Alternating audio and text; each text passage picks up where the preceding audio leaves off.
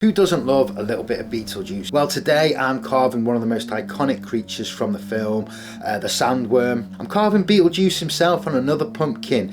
So for this design, I wanted to include the Sandworm along with Adam and Barbara pulling their iconic scary faces. I've made layered stencils for all three in Photoshop and bundled them into a stencil pack, which you can grab from my website. I'll put a link to that down below. I've laid everything out in Canva, which is a website I use a lot for adding text, resizing, arranging and combining stencils into one design. Once I'm happy with the layout, I've printed it out. I've printed across 2 pages and taped them together.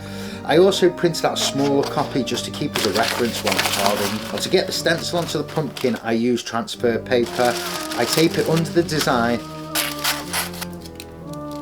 and take the whole thing to the pumpkin, then trace all the tonal changes with a ballpoint pen.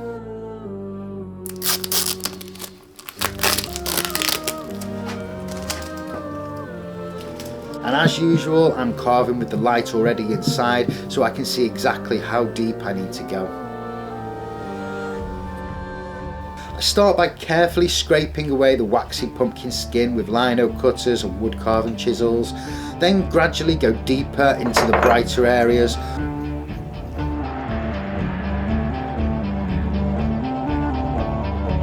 Reference is everything here. I keep both the stencil and my picture close the whole time, constantly referring back to them.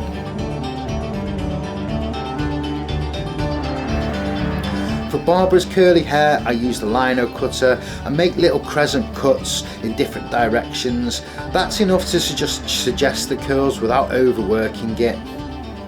Now, Adam's face is fairly straightforward, but I just go slow and shallow. I'll brighten the whole design up later by thinning the pumpkin out from the inside.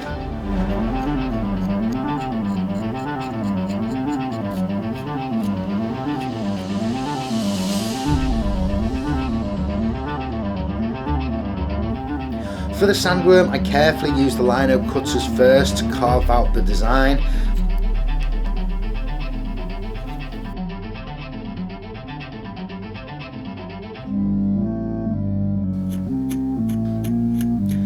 Then carve deeper in the top edges for highlights.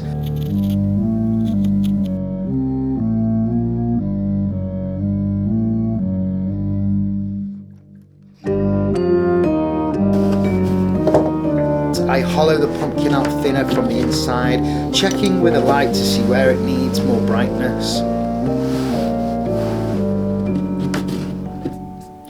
As a final step, I go in with a black Sharpie pen and darken the worm and any shadowy areas.